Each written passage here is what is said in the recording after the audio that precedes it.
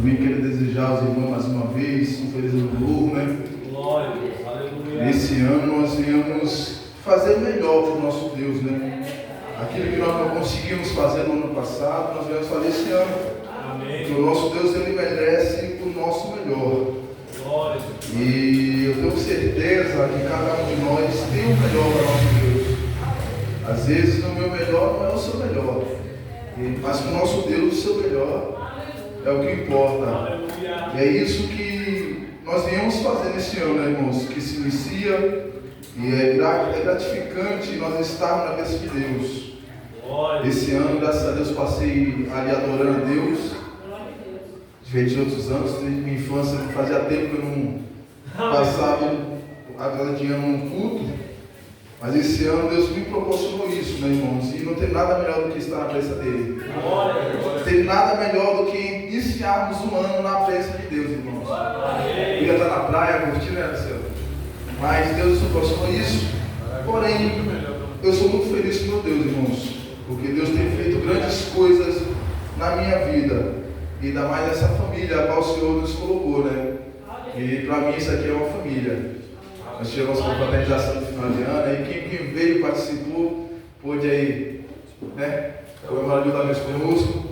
E isso é só o começo, irmão. Deus tem algo muito grande para fazer em nosso meio. Às vezes é como falar aqui nessa noite, a gente é a limitação de crentes, pessoas aqui, acho que tem poucas pessoas, mas para nosso Deus, como o pastor Gilmar sempre falou, né? Para Deus, Deus não se importa com a quantidade, Ele se importa com a qualidade. É isso que nós vamos ver nesta noite, né? Eu convido a igreja para abrir comigo no livro de Juízes, Aleluia. capítulo de número 6. O Senhor tem essa mensagem no meu coração para alguns dias. Glória ao Senhor. E hoje eu meditando nela, eu pude ter algo de Deus para nossas vidas. Juízes, capítulo número 6. Glória a Deus, aleluia. Estaremos lendo o versículo de número 7. Juízes, capítulo de número 6, versículo de número 7. Todos encontraram? Amém. Amém. E sucedeu que quando os filhos de Israel clamaram ao Senhor por causa dos midianitas, o Senhor enviou um profeta aos filhos de Israel, que lhe disse: assim diz o Senhor Deus de Israel: eu vos fiz subir do Egito e vos retirei da casa da servidão, e vos libertei da mão dos egípcios e da mão de todos os que vos oprimiram, e o expulsei diante de vós e dei a vós a sua terra. Eu vos disse: eu sou o Senhor vosso Deus, não temais os deuses amorreus, em cuja terra habitais. Vós, porém, não obedeceste a minha voz. Irmãos, esta passagem aqui, eu acredito que seja uma passagem conhecida por muitos, a qual vem nos retratar a história de um homem chamado Gideão, né? A Bíblia vai nos dizer que o povo de Israel estava vivendo de uma forma demasiadamente afastada de Deus. O povo estava em uma desobediência caótica diante de Deus. E Deus, para trazer o povo para perto de si, Ele começa a pesar as suas mãos. Ele começa a mandar inimigos para afrontar o povo de Israel.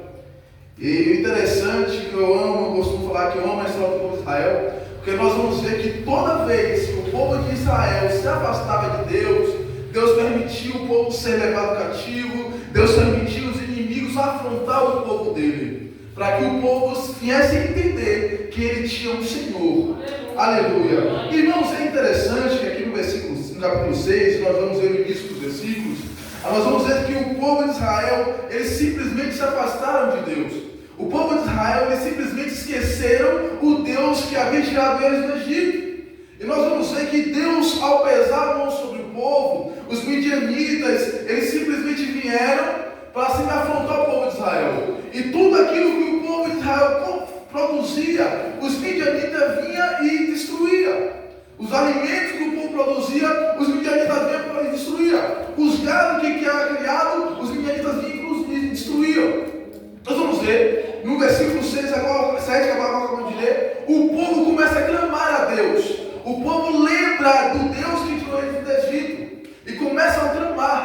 Da mesma forma que o povo, enquanto estava no Egito, o povo clamava a Deus pelo libertador. Nós vamos ver mais uma vez que quando o povo já não aguenta mais estar oprimido pelos inimigos, quando o povo não está aguentando mais a situação que está vivendo, ele começa a clamar a Deus. E o interessante, irmãos, é que infelizmente o povo esquece o Deus que serve. Até o momento em quando está na fartura. Quando começa a apertar as coisas, o povo de Israel começa a lembrar o Deus que serve. E muitas vezes não é diferente de nossas vidas. Às vezes nós estamos vivendo momentos bons em nossas vidas e esquecemos o Deus que nós servimos. Esquecemos que para que nós viemos com a cara de Deus. Que não é nada mais nada menos do que adorar e entregar a Deus o nosso melhor.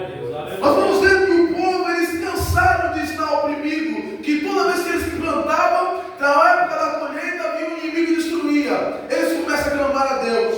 E algo interessante acontece, a história de Gideão, é que Gideão está lá no meio do lagar, lá maiando trigo.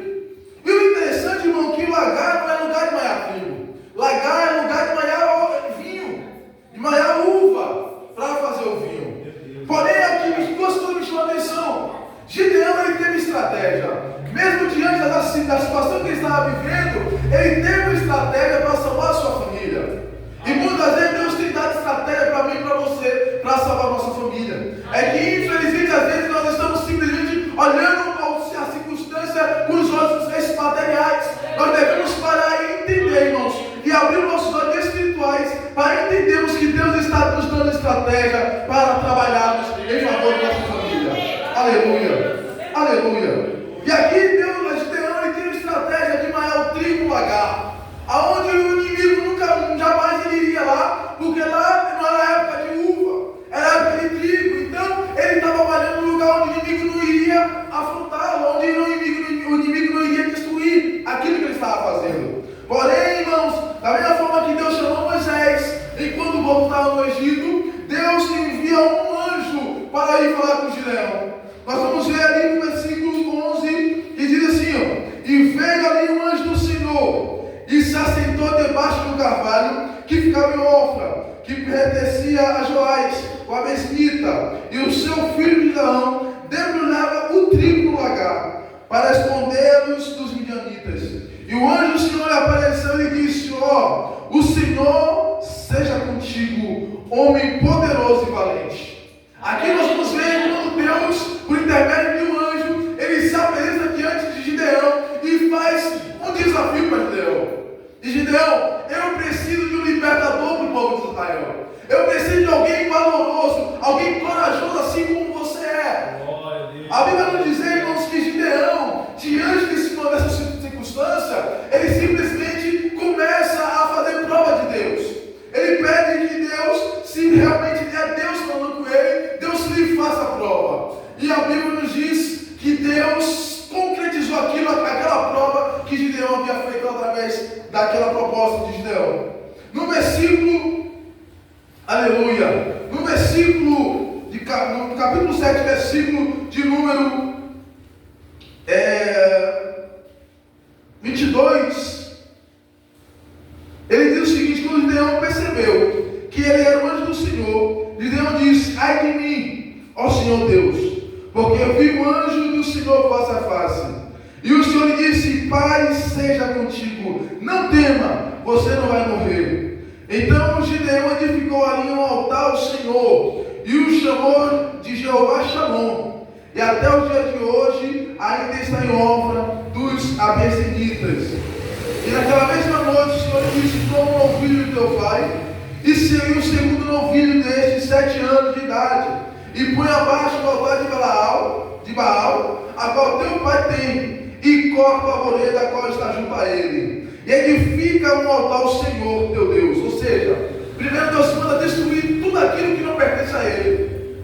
Deus manda destruir o altar de Baal, que a qual o seu pai adorava. Porque Deus, irmãos, Deus não divide a sua glória com ninguém. Deus, quando Ele quer trabalhar em nossas vidas, Ele não divide a glória dele com ninguém. Nós vamos ver aqui no decorrer da história que quando Deus manda Ele separar homens para a guerra, foram mais de 32 mil homens separados para a guerra. Porém, irmãos, na primeira leva Deus manda tirar 10 mil, sair e voltar 22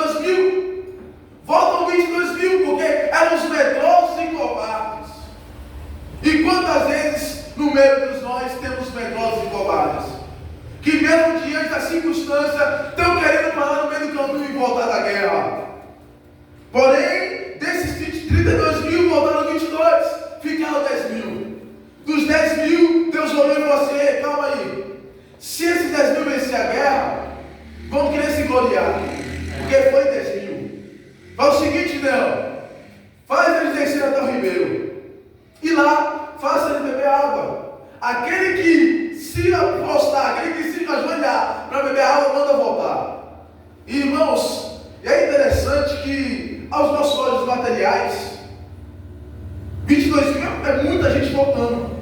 Sobrou só 10 mil. Os 10 mil ainda dava para vencer na guerra. E 300. Aos nossos olhos materiais, Gideão tinha uma chance? Não tinha. Mas para Deus, irmãos, ser glorificado, aleluia, Ele permitiu que somente 300 ficassem. 9.700 voltaram, aleluia. Porque a Bíblia diz que Deus falou para que o povo de Israel não se glorie na minha vitória, eu vou permitir apenas 300. E é muitas vezes nós vemos uma igreja, irmãos, repleta de gente, e de uma hora para outra começa a sair um, começa a sair outro, começa a sair outro. E para nós muitas vezes dá até desânimo. Mas muitas vezes é Deus filtrando os corajosos. Aleluia. Irmãos, tem peleja que não é todo mundo que está pronto para entrar. Tem guerra que não é todo mundo que está pronto para entrar. Eu falei aqui uns dias atrás sobre o soldado, quando ele para ir para a guerra, ele tem que estar preparado. Ele tem que estar tanto fisicamente, como espiritualmente, como mentalmente preparado para a guerra. Eu não posso entrar numa guerra de qualquer forma. E infelizmente tem pessoas que não estão se preparando para a guerra. Quando nós não nos preparamos para a guerra, irmãos, nós corremos o risco de ficarmos na guerra. Nós corremos o risco de morrermos no meio da guerra. E nós, como os verdadeiros cristãos, temos que estar prontos, irmãos, para quando a guerra chegar. Não é se preparar para ir para a guerra, é estar pronto para quando a guerra chegar, nós estamos preparados para entrar na guerra. Aleluia. A Bíblia diz que 300, eles pegavam a água aqui, ó, e bebiam. Enquanto eles bebiam a água, eles estavam o quê? Vigiando. Eu não posso simplesmente me distrair com qualquer coisa. É importante eles beberem água. Porém, enquanto eles bebiam água, eles vigiavam. Isso é estratégia. Isso é estratégia de quem está preparado para a guerra. E é onde Deus fez filtrar. 9.700 voltaram. Só ficou 300. Aí eu começo a me indagar, um olhando para o outro, falou, opa, calma aí, era 32 mil. Voltou 22, sobrou 10, ela vai estar na guerra. Aí agora volta 9.700, só ficou 300 e agora? Mas irmãos, o interessante é que os que ficaram não foram mais medrosos. Os que ficaram, Tony, não eram aqueles que não eram os covardes. Eles eram corajosos. E eu tenho certeza que eles tinham a mesma fé de Josué e Caleb, né? Quando ele disse que eles vão lá espiar a terra e ver os homens lá, os gigantes, ver a quantidade de guerreiros que tinha, ele volta com a notícia para o seu coração e diz, não, nós vamos vencer. E é onde nós vamos ver o versículo 1 que nós acabamos de ler, Deus falando para o povo, lembra que eu fiz vocês vencerem lá a terra dos Amalequitas? Lembra que eu fiz vocês vencerem a guerra lá e matarem todos e afugentarem os restantes? Eu sou o mesmo Deus que vou vencer com vocês. E o interessante, irmãos, é que esta guerra aqui não foi vencida com espada. Aleluia, aleluia. Essa guerra não foi vencida com espada. Ela foi vencida com 3 itens.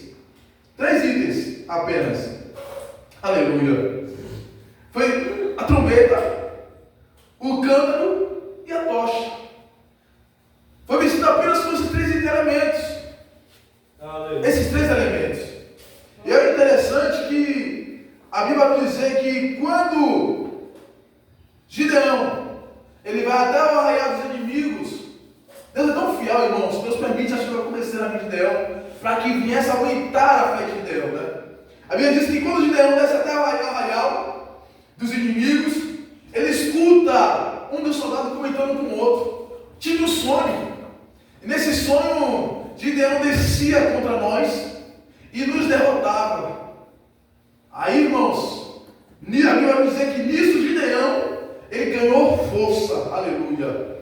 Nisso, ao ver essa situação do próprio inimigo dizendo que teve uma visão, teve um sonho, Gideão vencendo eles, Gideão ganhou força. E eu acredito que aí era Deus para nós, Gideão, através da boca do inimigo, falou assim, Gideão, eu te mandei, não mandei? Tem de bom ânimo, tem de força, aleluia.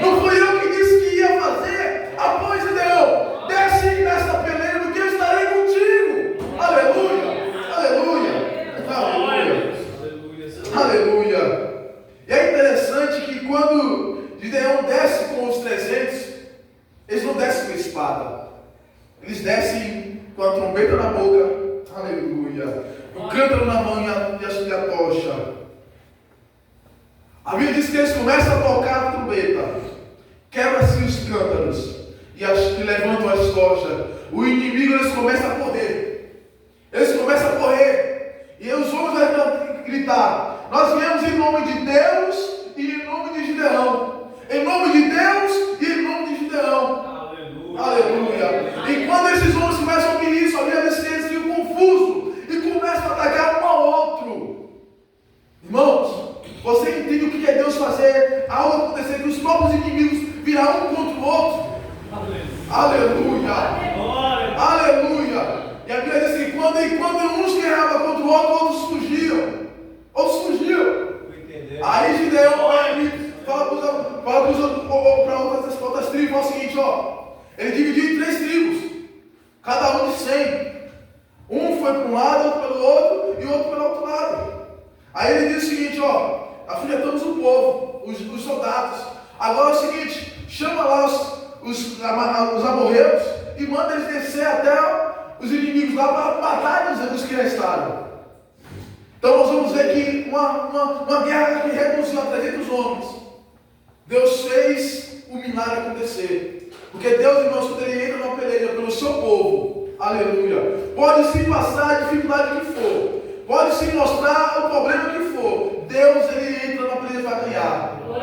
Nós temos o exemplo de Davi, quando ele vai enfrentar Golias, irmãos, aos olhos materiais, aos nossos olhos carnais, era algo tão impossível. Davi, um menino despreparado. Davi era um menino que não tinha experiência com guerra. Mas Davi, no seu íntimo, no seu particular, tinha a sua experiência. Aleluia. Mesmo que Davi nunca participou de uma guerra, mas Davi, no seu íntimo, já tinha matado um leão, já tinha matado um urso para proteger as ovelhas de seu pai.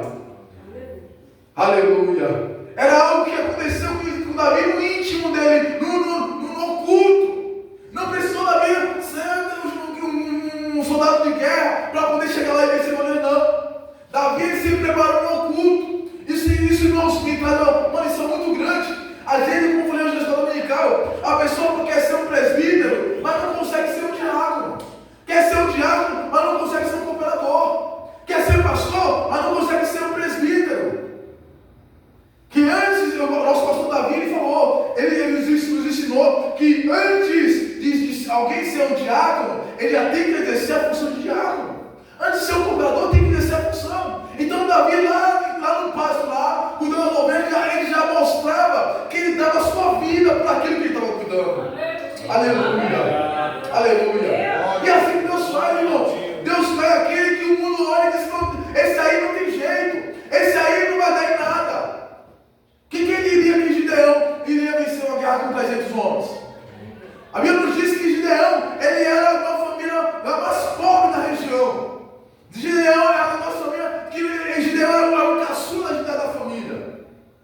Então quem era Gideão diante dos nossos carnais? Ninguém. Mas é disso que Deus faz. Deus pega alguém que o inimigo, o diabo olha assim, esse aí não tem jeito não.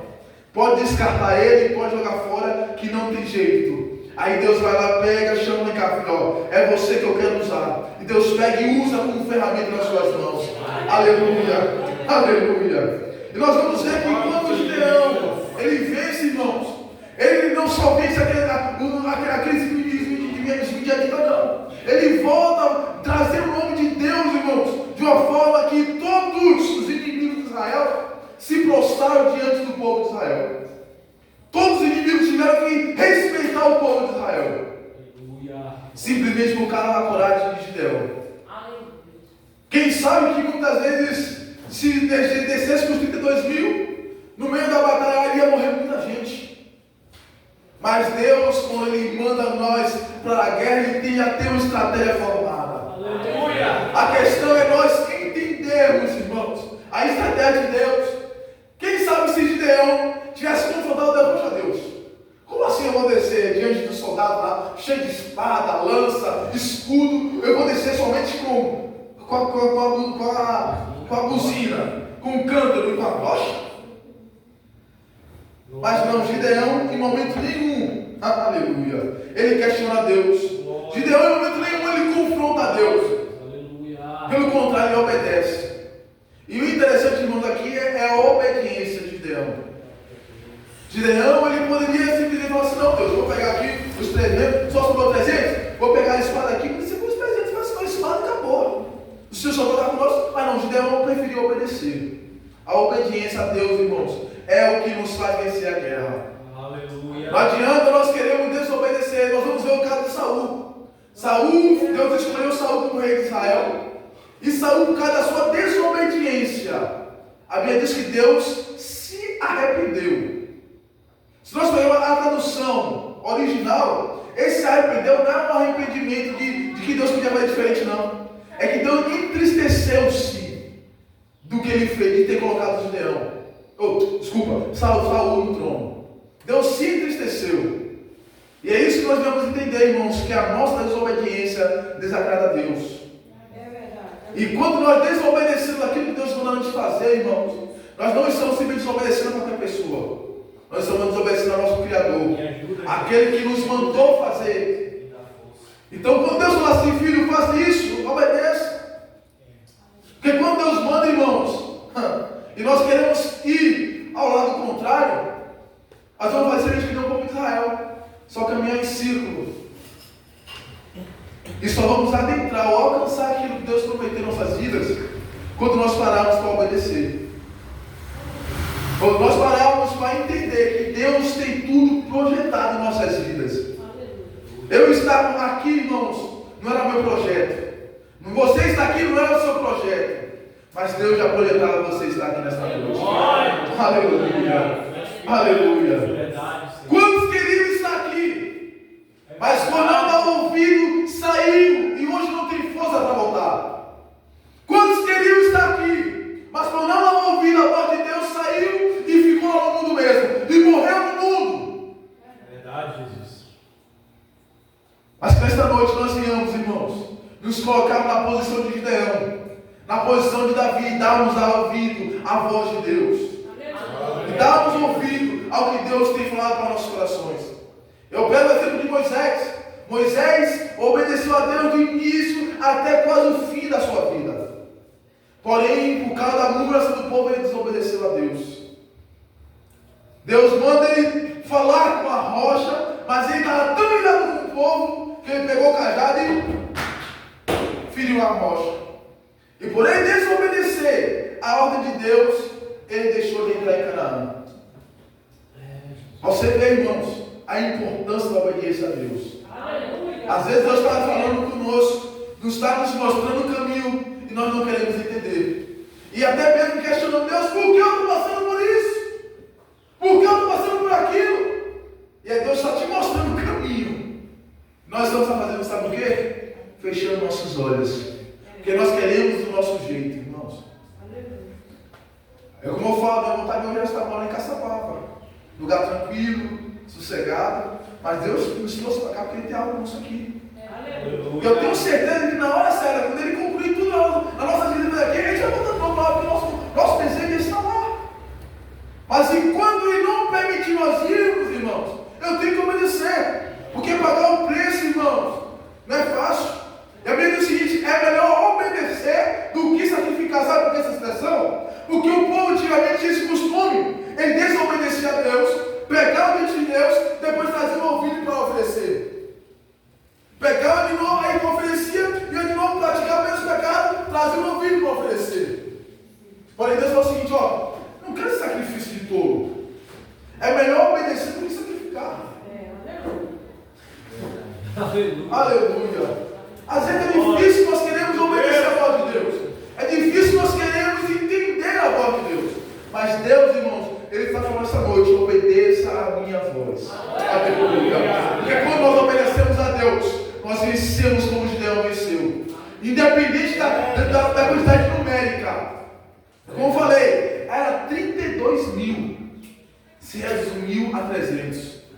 E os 300 que entraram para a guerra saíram vencedores. Sem nenhuma baixa. Sem nenhuma baixa. Sabe o que significa? Que quando nós obedecemos a Deus, Deus entra na peleia por nós. Nós não entramos na peleia, Deus entra por nós. E quando Deus entra, irmãos, numa perca. Quando Deus entra, só há ganhos.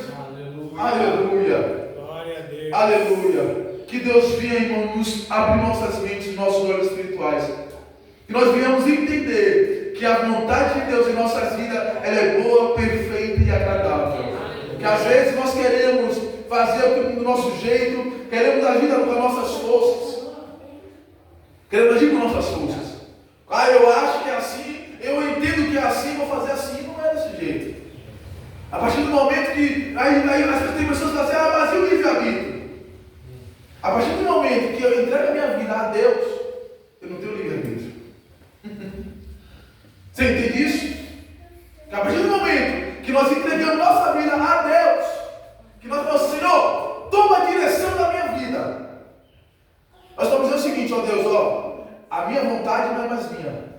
A tua vontade é a minha vontade. Aquilo que tu quer para a minha vida é o que eu vou fazer para a minha vida. É isso que nós dizemos quando nós entregamos de corpo e alma para Deus. E isso é o que muitas vezes nós não entendemos. É que nós, quando nós entregamos nosso corpo e alma para Deus, nós estamos dizendo, Senhor, eu não tenho mais a livre-arbítrio. Eu não escolho mais pelo que eu quero. Eu faço aquilo que o Senhor quer para a minha vida.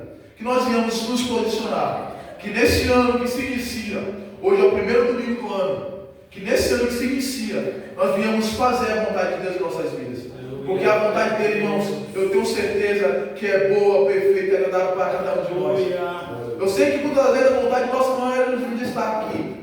A nossa vontade é estar em outros lugares. Mas Deus, Ele tem a sua vontade. E a vontade dele nas nossas vidas é para algo maior daquilo que nós imaginamos. Às vezes nós imaginamos que Deus vai fazer algo tão grande em nossas vidas, mas Deus vai muito além daquilo que nós imaginamos. Mas para isso, nós devemos tomar a posição. E que nessa noite nós devemos nos colocarmos na posição para ser usado como vaso. Coloque-se de pé, estaremos encerrando, agradecendo a Deus por tudo que Deus tem feito em nossas vidas. Que nós venhamos, irmãos, se posicionar. Esse é o ano de posição. E tomarmos a diferença, fazermos diferente do que nós fizemos no ano passado. Falar para Deus, que venha fazer e tomar direção na minha vida. Para que eu possa servir da melhor forma possível ao Senhor. Senhor Deus, maravilhoso Pai. Deus, te agradecemos, Pai, por esse momento, a qual o Senhor falou nossos corações de uma forma sobrenatural. Deus, leva-nos para nossos lares.